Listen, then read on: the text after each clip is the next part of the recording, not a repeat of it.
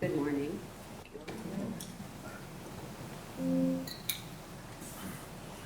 This is James David Barron.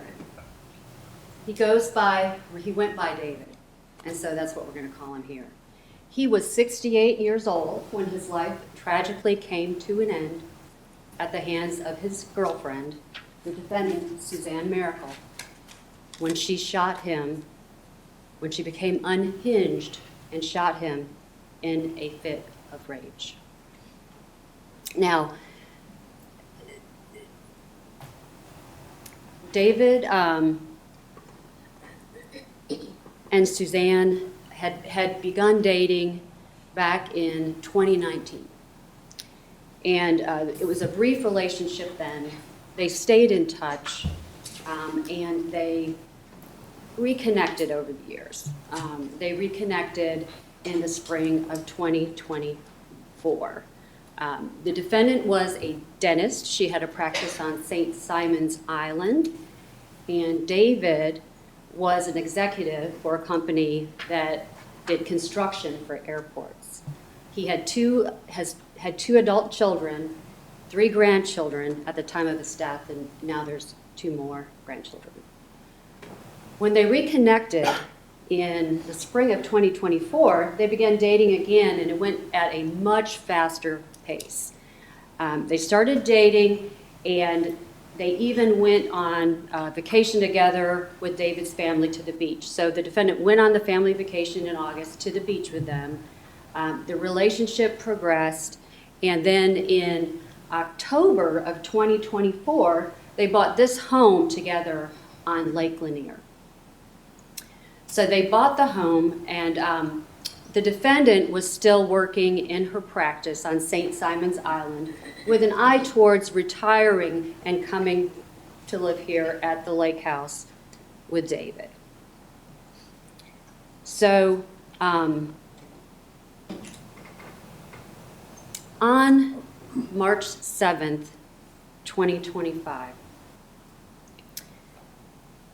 things had become a little tense. And, but the day started out as a good day. It started out as a good day. They went to the Olive Garden, they ate, they came back. They were still settling in their new home. They were unpacking boxes, they were putting together furniture. That night they watched a movie.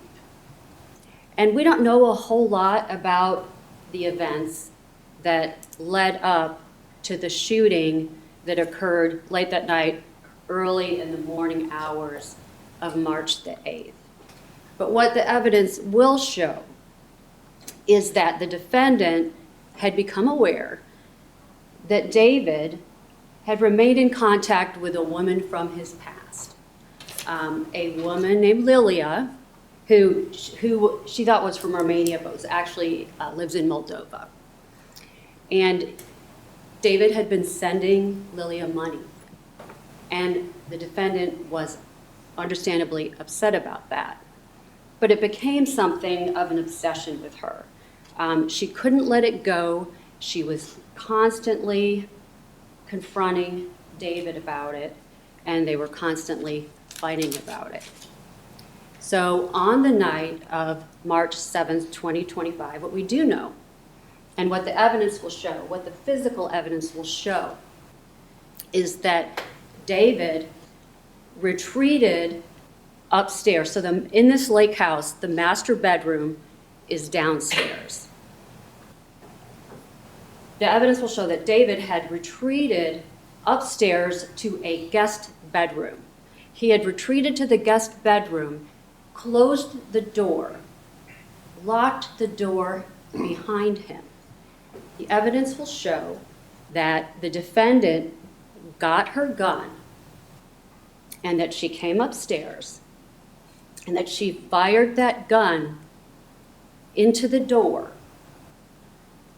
where David was standing behind the door and to the side. That she got her gun, which was a Glock 9mm, she got her gun and was holding the gun so that the muzzle was around 6 inches away from the surface of the door. And she fired that gun at a sideways angle. It went through the door, it went through the corner of the wall. And David was blading himself to the side of the door in a defensive position. And the bullet hit him in the left arm, slightly above the elbow. In the left arm, it came out the same arm, went into his chest, traveled through his left lung, and hit his thoracic aorta, and then went into the right side, fractured a rib, and kind of came to rest on the other side of his chest. So almost immediately when that happened, the defendant is on the other side of the door. She hears the impact of the bullet. She hears David make a noise, like sort of like a grunt as it hits him. It hits him, and he falls forward on his face, and he falls forward in a position where he is on top of his right hand. He's right-handed. He falls on top of his right hand. His left hand is out to his side. And the defendant went to the garage and got a hammer and hammered holes into the door until she could reach in and unlock the door. So she reached in and unlocked the door, and instead of rendering medical aid or trying to resuscitate David, she goes into damage control mode. She gets David's Beretta, and she takes that Beretta and she puts it in a position on the floor or near the floor, near where his left hand is, and she fires that gun. She has some problems initially getting the gun to fire because it's not her gun. She's not familiar with it. Some live rounds come out of the gun. She fires the gun, and the gun goes through what is now the open doorway out into the foyer of the home, hitting a metal baluster, hitting a wood banister, and then going out and hitting the wood. There's a wood, I think it's called a batten wall in the foyer. So it hits and nicks that wall. We think she fired 2 to 3 shots based on the evidence. A shot went all the way through the glass, and that projectile was never found. The shot that hit the wood may have ricocheted off the wood and then caused a defect in the glass, but there's fragments from the bullets in various places all throughout the house. So she had taken David's gun, she had taken it out of the holster, she had thrown the holster on the bed, gotten the gun, and done that. And then she began wiping up the blood. But before she started wiping up the blood, she took the shell casings that came from both guns and flushed them, and the projectiles that she found, the live rounds that had fallen out, she flushed them down the toilet. She flushed them down the toilet, and they were later recovered in the septic line. Then she calls 911 around 1:11 or so. She talks to them for a few minutes, doesn't give them a lot of information that's about what's going on. I don't think that call she even gives her address. She hangs up after about a minute and a half or so. Then she tries to make a call to her sister. Her sister doesn't answer, but then there's 6 minutes between when she gets off the first 911 call and she calls 911 for a second time. And then when the police come, she's not out there waiting on the steps, anxious for help. She is upstairs wiping up the blood with towels. So I want to talk to you just a little bit about the charges so that you know what to be looking for and what the state has to prove as we present the evidence to you in this case. Now, because of the defendant's actions that night, she's charged with malice murder in count 1. So she's charged with malice, causing the death of James Barron by shooting him and killing him. And then in counts 2 to 3, those are felony murder counts. And so we have charged him with 2 different felony murders with 2 counts of felony murder because she committed felony murder in 2 different ways. She committed 2 different felonies, either of which or both of which could cause the death of David Barron. So when you commit a felony, and in the process of committing that felony, and somebody is killed, that's felony murder. So here in count 4, the defendant is charged with aggravated assault for assaulting James Barron with a deadly weapon, which is a firearm, which is an object which, when used offensively, is likely to or does result in serious bodily injury, by firing the gun through a door in the direction of James Barron. So then the second felony count is criminal damage in the first degree. And so what you can be looking for as you view the evidence in regards to this count is that the defendant knowingly and without authority interfered with the door in a manner so as to endanger human life by shooting the door of a room that was occupied by a person, that being James David Barron. In count 6, the defendant is charged with possession of a firearm during the commission of a felony. And so what you need to be looking for in regards to whether the state has proven that count is that we proved that the defendant had a gun on her person or in her possession, and that she used that gun to commit the crime of aggravated assault, which was the crime of shooting the gun through the door in the victim's direction. So in the final count, the defendant is charged with tampering with evidence. And so what she's charged with doing here is knowingly concealing physical evidence, that being the shell casings and the bullets, with the intent to obstruct the prosecution. Sometimes it's prosecution of another. In this case, it's the prosecution of herself.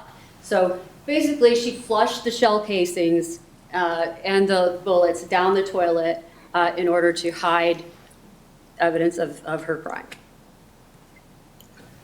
So in order to prove these charges to y'all, the state will be calling witnesses, and we will be presenting evidence through the testimony of the witnesses and some of the physical evidence that the witnesses will present on the stand.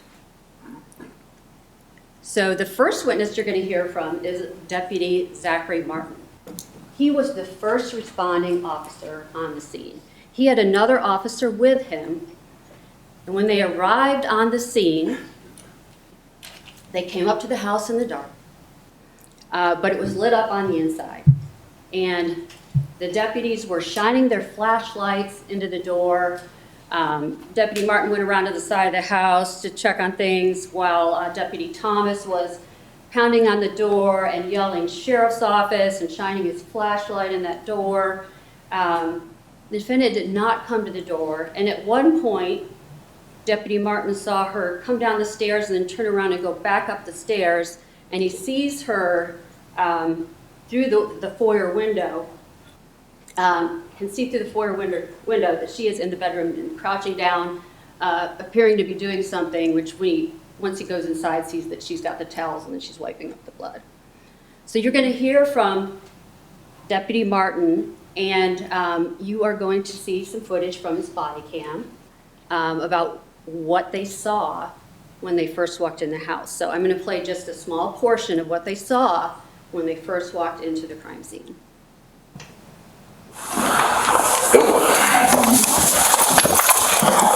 What came She came from in here. He's on his face down. 2024 Kia Telluride, James Barron, that address. There's a hallway with open door on the left. Second. Check on him. Porsche, Macon, black in color. Yep. Department Sam Henry Charlie, 4742. There, and then I'll take this room.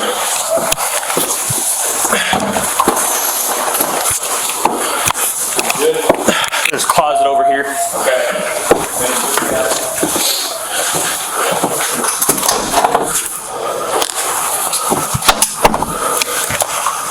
It's clear. Alright.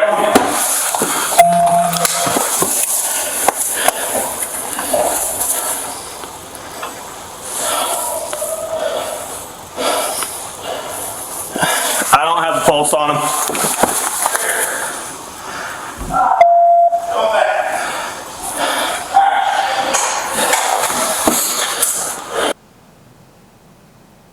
So that's what they saw. They saw David Barron lying on his face, blood everywhere, the gun next to his hand, bloody towels, and all of that. So after you hear from Deputy Martin, you're going to hear from Deputy Richard Thomas. So he was the deputy that was there, that was with Deputy Martin. He was knocking on the door.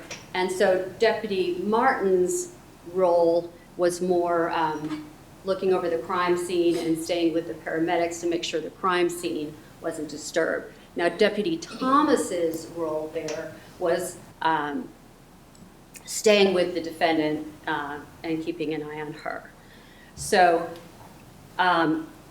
you're going to hear some statements that the defendant made to Deputy Thomas while they were just sitting outside on the porch. Some voluntary, spontaneous utterances and statements that she made about what had happened that night.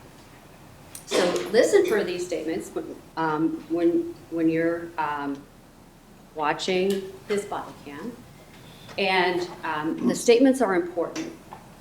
Listen for those statements and then listen how they compare to the statements she later gave in the interview, and also think about those statements when you're seeing and hearing the evidence about the physical evidence on the scene, because it just simply, you will see from the evidence that it does not add up. So what statements did she make to Deputy Thomas? He grabbed my neck. She's talking about David. She's saying, David grabbed my neck. David made me go upstairs. He tried to shoot me and he shot at me.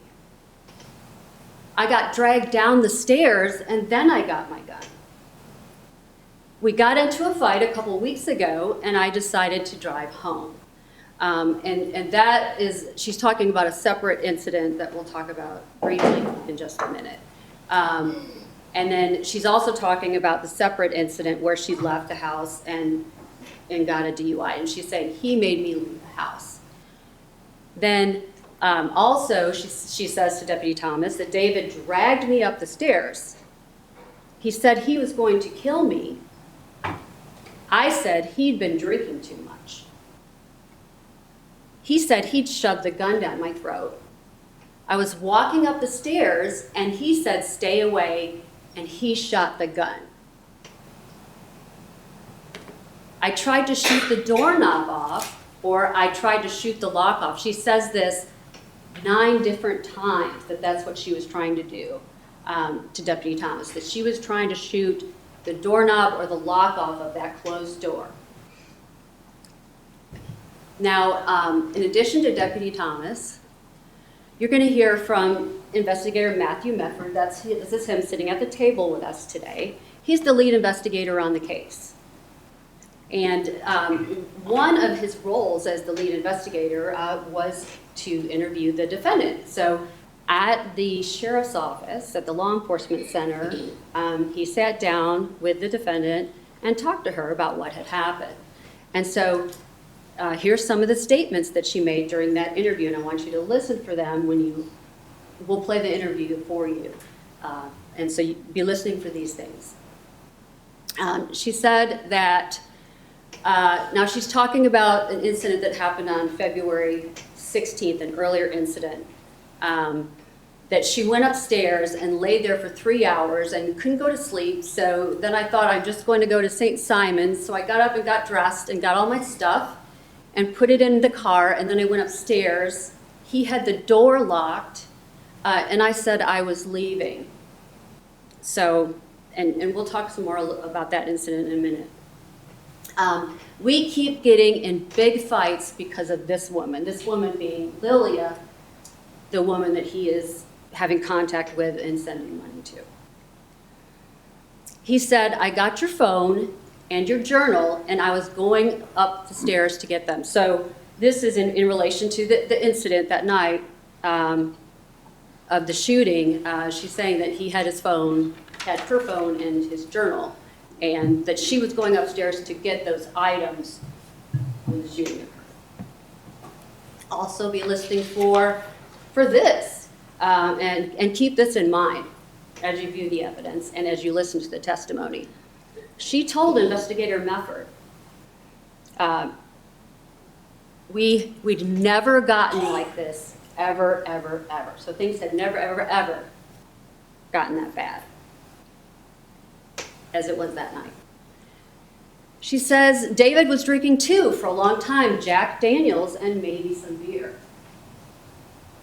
And then she admitted that she flushed 2 to 3 live rounds down the toilet downstairs in the master bedroom. She said that she denied picking up her shell casing from when she fired her Glock. She denied shooting a gun towards the stairs, and she said his gun was right there on the floor with my phone. She also then says, I don't think he shot his gun, I shot my gun. And she says, he didn't shoot me at all. He never shot his gun. So lots of contradictory statements to listen for coming from the defendant. And these are significant because she's saying that he never shot his gun, but then she had said earlier to Deputy Thomas that he shot at her as she was coming up the stairs. So listen for the inconsistencies. She said the holster was on the floor. I don't know why I went and got my gun. She denied picking up the shell casing. She had an injury to her hand that's sometimes referred to as slide bite. Some of y'all that have guns know what, when sometimes if you rack it, you're not holding it right, you can get cut right there. And she said she got that from playing with his gun downstairs because he had asked her to hold his gun and see if it fit her hand. That was one of the statements that she made to Deputy Mefford. She also said in reference to the fact that she had stated that she was going upstairs just to get her phone because he had her phone. It's just a phone, I know better. She also said, I said, give me my phone. And she also said, I should have just let him keep my phone. She told Mefford, I was waiting for the police and sitting on the stairs. And so be thinking about that when you watch Deputy Martin's body cam. And they come to the door, and it takes her almost 2 minutes to come to the door. She told Mefford, I was waiting for the police and was sitting on the stairs. She said, I wasn't trying to shoot him. And she said to Investigator Mefford, I was just trying to shoot the doorknob off. She said, either that, sometimes she said, or she would say it, I was trying to shoot the lock off, but 19 times she says that to Investigator Mefford. So be listening for that in your interview. And be watching for this. Although she is acting dramatic and hysterical, when she's talking to Deputy Thomas and Investigator Mefford, look for any tears. See if you can see any actual tears coming out of her eyes during either of those statements.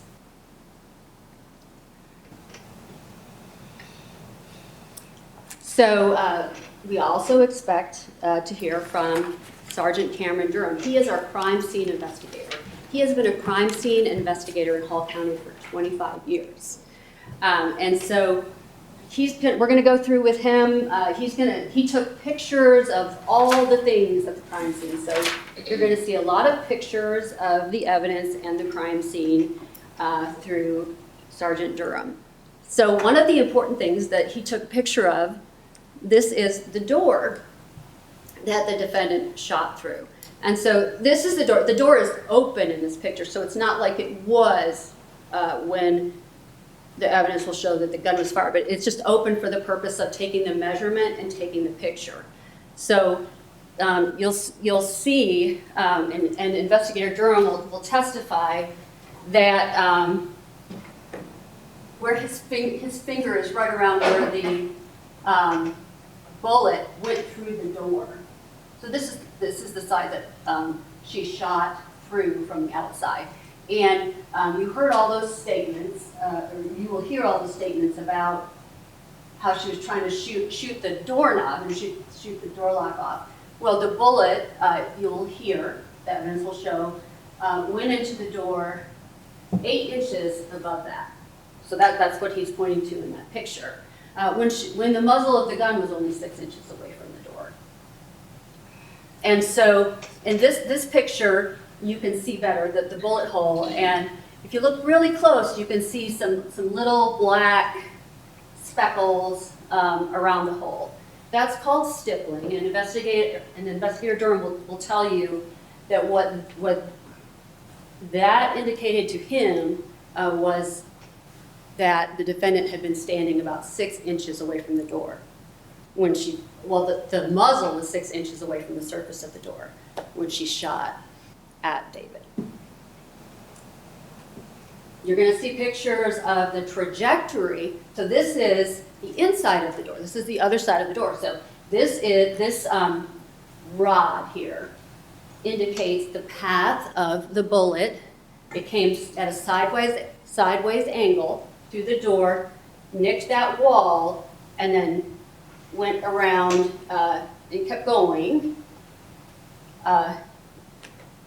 in that direction. And you're going to hear Investigator Durham, in his opinion, that David was standing about right here when he was shot and killed. Now you're going to hear about the holster on the bed. You're going to hear that the evidence will show that the defendant had picked up the holster and already had blood on her hands. When she picked up the holster and she unsnapped the holster and she got David's gun out of the holster to shoot it out to make it look like self-defense. So she took the holster and she threw it on the bed, and then she got the gun out and David's gun out and started firing it. So that's the holster. You're going to hear that there was blood on the holster. The holster was there. A sample was taken, a swab was taken from the holster, and it was sent to the crime lab. And the crime lab found it positive for blood on the holster.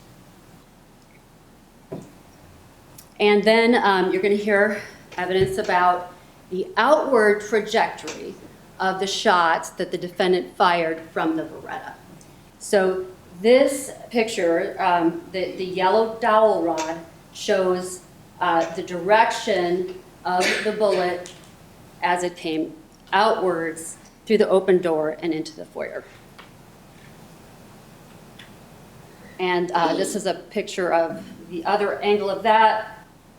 Investigator Durham will testify that the projectile hit the metal rod, and he doesn't know if it was the same projectile that hit the metal rod and the wood banister, or if it's two different. He's just trying to show the general direction that the shots were fired in. So from a low level on the ground, and then they came outward, hitting the wood, and then hitting, you can see here there's a defect in the wood, and then holes in the glass.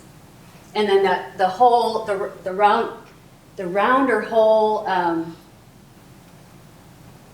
is one I believe that Investigator Durham will testify that they never could locate the projectile that went through that.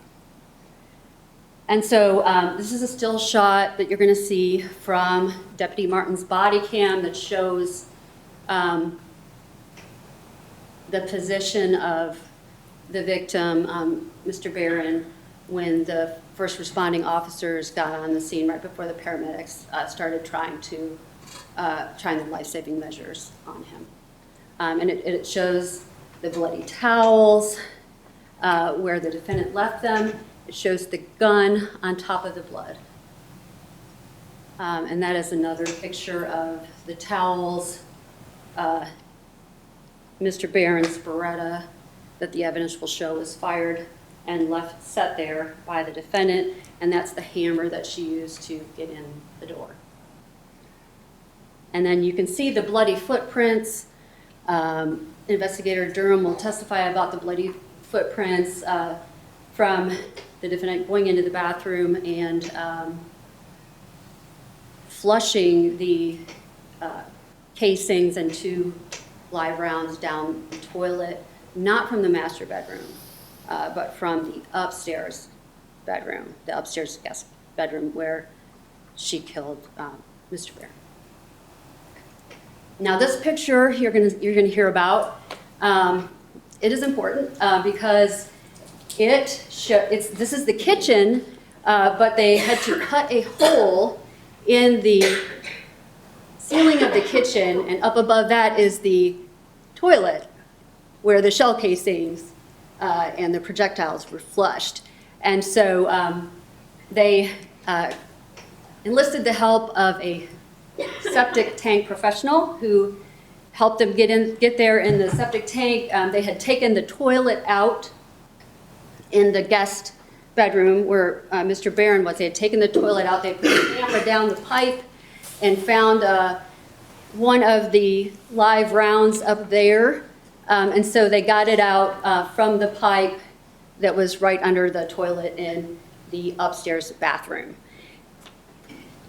And that's a picture of the round that they recovered out of that pipe. There was one more live round that was found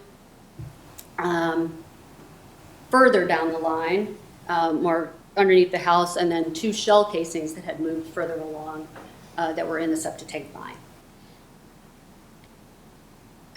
And so we expect that to be evidence that we show concerning the tampering with evidence. And so that's where they got shell casings out of the line. This is, I expect you're going to see a picture of the live rounds. So it turned out to be there were a total of 4 live rounds that were ejected from the Beretta that the defendant was trying to manipulate in some way and just wasn't operating it correctly when she was firing those shots outward. So she did flush 2 that she found down the toilet, but then there were 2 that she did not find that were maybe had lodged underneath Mr. Barron's body or something like that, because they after the paramedics came and the crime scene investigator came, they found this one, and then they found this. And what you'll notice about this live round is that it was found on top of the packaging that went in that came in the transport bag that they ended up carrying Mr. Barron out in. So it had gotten kicked out of something, or it had come loose from somewhere, and so the defendant had actually missed those 2 live rounds when she was concealing the evidence and flushing it down the toilet. So in addition to Sergeant Durham, our crime scene investigator, you're going to hear some witnesses from the GBI. You're going to hear from Bryson Miller. He's going to tell you that he tested that sample of blood that Investigator Durham took from the holster, and it was positive for blood. You're going to hear from Martin Gravely. He's the firearms examiner with the GBI, and he looked at both the guns and determined that the projectile that the medical examiner retrieved from the body of Mr. Barron was fired from the defendant's Glock. He's also going to testify that the shell casings that were submitted to him, that one of them came from the Glock, and that one of them came from two of them came from the Beretta. So he's going to say that these guns fired these things, and he's going to testify about that. You're going to hear from a toxicologist that did the blood work that was submitted by the medical exam into toxicology, and he's going to tell you that, so be listening for this, because it's, when you listen to some of the statements the defendant made about that the victim had been drinking, he's going to testify that there was no blood, alcohol in Mr. Barron's blood at the time of his death. The medical examiner is going to testify. She's going to tell you the path of the bullet, that it went through the left arm, into the chest, through the left lung, through the thoracic aorta, and into Mr. Barron's right lung, hitting a rib and stopping in the chest cavity.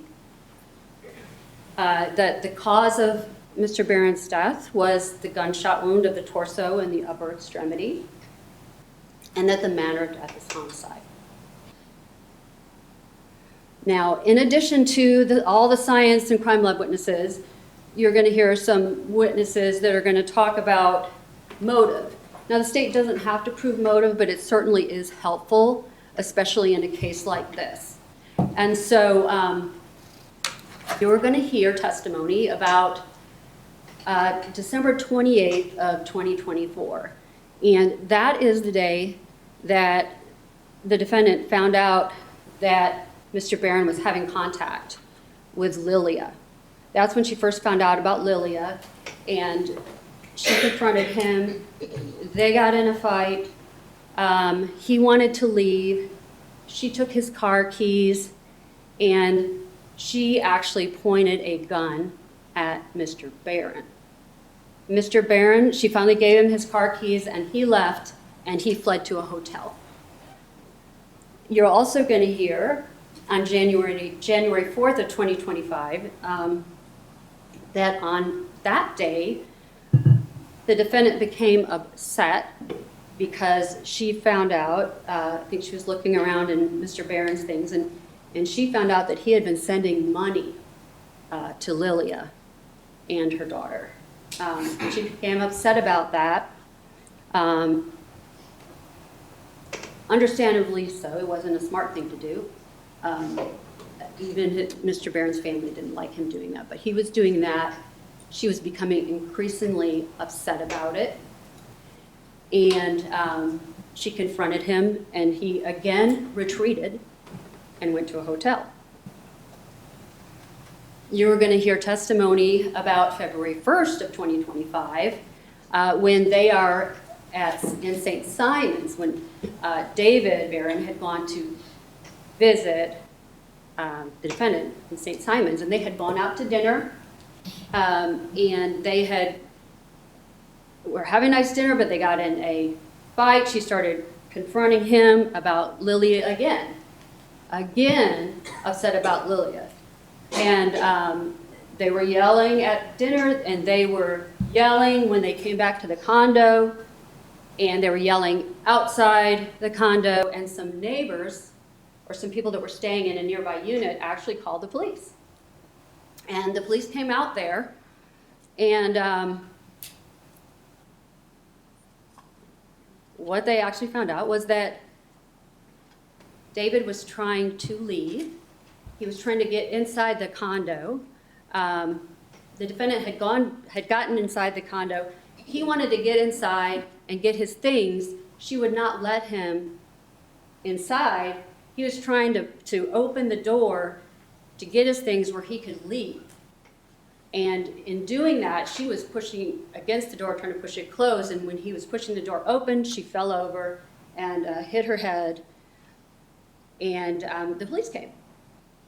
The police came, they talked to both parties, and they determined that it was an accident and no arrests were made. David was finally able to leave, and he left. And so then you're also going to hear, just continuing on, that there are continued confrontations by the defendant about her dissatisfaction with what Mr. Barron is doing. She's becoming increasingly unhinged and upset about this, and she just cannot move past it. She cannot let it go. He's not listening to her, doing what she wants, and so they get in another fuss. And he goes to that same guest room. He goes upstairs and goes into the guest room to go to bed to avoid her. And she went to sleep at first in the master downstairs, but she couldn't sleep, and so she decided that she was just going to leave and go back to St. Simon. So she did that, but she had been drinking, and so she got arrested for DUI as she was leaving town. And so that's the context for those statements that she makes when she talks to the investigators and the officers about, she makes some comments about why she was driving. So the evidence is going to show that just over time that the defendant became just unhinged. David was not listening to her. She couldn't control what he was doing. He wasn't doing what she wanted him to do. She didn't like what she was doing. She was reaching out to people, sending screenshots of Lilia, complaining about Lilia, and just obsessed with it. So you're gonna hear about that, and then you're also gonna hear and see texts from the defendant to David that will show the state of their relationship, that will show her aggressive and controlling behavior towards him, her frustration with him, and in the context of that, you'll see his calm, reserved, and reasonable reaction to her continued confrontation about that through their text messages. So as you hear the evidence, view the evidence in this case, this is going to be a case not about what or who, but why. So I want you to ask yourself 2 questions as you're hearing the evidence in the case. The first question is, were the defendant's actions reasonable? Was that reasonable? The second question is, why was David Barron, why had he retreated, and why was he hiding back there? And after we've presented all the evidence to you in the case, the evidence is going to show that the defendant was unhinged and obsessed and irrationally angry. And she lost it. She lost it. And she shot David Barron on purpose through that door and killed him. And we'll come back and ask you to find him guilty on all the counts. Thank you.